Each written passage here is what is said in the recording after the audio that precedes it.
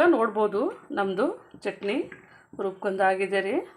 ಇದಕ್ಕೆ ತುಂಬ ಗಟ್ಟಿನೂ ಇರಬಾರ್ದು, ತುಂಬ ತೆಳುವೂ ಇರಬಾರ್ದು. ನೋಡ್ಬೋದು ನಮ್ಮದು ಈ ಥರ ತುಂಬ ಟೇಸ್ಟ್ ಆಗಿರುತ್ತೆ ಇದು. ಈಗಿಲ್ಲಿ ನಮ್ಮ ದೋಸೆ ಹಂಚನ್ನು ಇಟ್ಕೊಂಡಿದ್ದೇವೆ. ನಮ್ಮದು ಚಟ್ನಿ ರೆಡಿ ಆಗಿದೆ. ಇವಾಗ ದೋಸೆ ಹಾಕೋದಷ್ಟೇ. ಈಗ ನಮ್ಮದು ಇದಕ್ಕೆ ಒಂಚೂರೇ ಸ್ವಲ್ಪನೇ ಆಯಿಲು ಈ ಥರ ಸ್ಪ್ರೆಡ್ ಮಾಡಿದ್ರೆ, ನಾವು ಈರುಳ್ಳಿಲಿಂದ ಹಾಕಿದ್ರೆ ಇದು ಈ ಥರ ಸ್ಪ್ರೆಡ್ ಮಾಡಿದ್ರೆ ಒಳ್ಳೆ ಟೇಸ್ಟ್ ಬರುತ್ತೆ ರೀ. ಹಾಗಾಗಿ ಈರುಳ್ಳಿಲಿಂದ ಮಾಡಿದ್ರೆ ಚೆನ್ನಾಗಿರುತ್ತೆ. ನೋಡ್ಬೋದು ಈಗ ನಮ್ಮದು ದೋಸೆ ನೋಡ್ಬೋದು. ಇಲ್ಲಿ ನಾವು ಚೆನ್ನಾಗಿ ಈ ಥರ ಕಲಿಸ್ಕೊಂಡ್ರಿ. ಈ ಥರ ಸ್ವಲ್ಪನೇ ಇದನ್ನು ನಮ್ಮದು ಹಿಟ್ಟು ಗಟ್ಟಿ ಆಯಿತು. ಈ ಥರ ಹಾಕ್ಕೊಂಡ್ಬಿಟ್ಟು ಈ ಥರ ಫುಲ್ಲು ಸ್ಪ್ರೆಡ್ ಮಾಡ್ಕೋಬೇಕ್ರಿ. ನೋಡ್ಬೋದು ನಮ್ಮದು ದೋಸೆ ಎಷ್ಟು ಚೆನ್ನಾಗಿ ಅಗಲವಾಗಿ ಮತ್ತು ಚೆನ್ನಾಗಿ ಬಂದಿದೆ. ಸ್ವಲ್ಪನೇ ಗ್ಯಾಪ್ ಇತ್ತು ಅಂದರೆ ಈ ಥರ ನೀವು ಹಾಕಿದ್ರೂ ಆಗುತ್ತೆ. ನಮ್ಮದು ದೋಸೆಗೆ ನೋಡ್ಬೋದು ಚೂರು ಗ್ಯಾಪ್ ಇದ್ದಲ್ಲಿ ಈ ಥರ ಆಯಿಲ್ ಅದನ್ನು ಹಾಕ್ಕೋಬೋದು, ತುಪ್ಪ ಅದನ್ನು ಹಾಕ್ಕೋಬೋದು ರೀ. ಅದಕ್ಕೇನಿಲ್ಲ, ಇದು ತುಂಬ ಸಾಫ್ಟಾಗಿನೂ ಬರುತ್ತೆ ಮತ್ತು ನೀಟಾಗಿನೂ ಚೆನ್ನಾಗಿ ಏಳುತ್ತೆ. ನೋಡ್ಬೋದು ಇಲ್ಲಿ ನಮ್ಮದು ಈ ಸೈಡಲ್ಲೆಲ್ಲ ಈ ಥರ ನಿಂತಿದೆ ನೋಡ್ರಿ. ನೋಡ್ಬೋದು ನೀವು ತುಂಬ ಈಸಿಯಾಗಿ ಬರುವಂಥದ್ದು. ಈಗ ನೋಡ್ಬೋದು ರೀ ಒಂದು ನಿಮಿಷಗಳ ಕಾಲ ಬಿಟ್ಟಿದ್ದೆ. ನೋಡ್ಬೋದು ನೀವು ನಮ್ಮದು ದೋಸೆ ನೋಡ್ರಿ ಎಷ್ಟು ಚೆನ್ನಾಗಿ ನೀಟಾಗಿ ಈ ಥರ.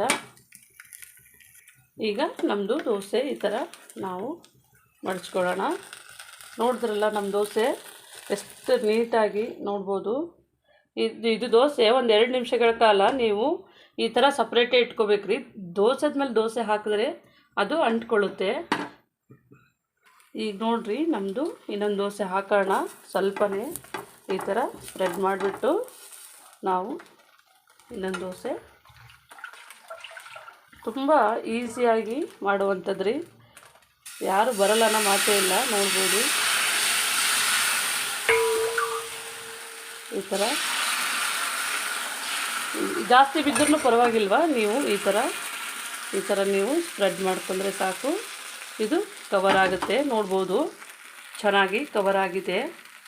ಈಗ ನೋಡ್ಬೋದು ರೀ ನಮ್ಮದು ದೋಸೆ 1-2 ನಿಮಿಷ ಆದ್ಮೇಲೆ ಇದು ನೋಡಿರಿ ಈ ಥರ ರೆಡಿ ಆಗಿದೆ ಅಂತ ಅರ್ಥ. ಈ ಥರ ನಮಗೆ ಬಂದರೆ ನೋಡ್ಬೋದು ಇಷ್ಟು ಈಸಿಯಾಗಿ ಮಾಡ್ಕೋಬೋದು.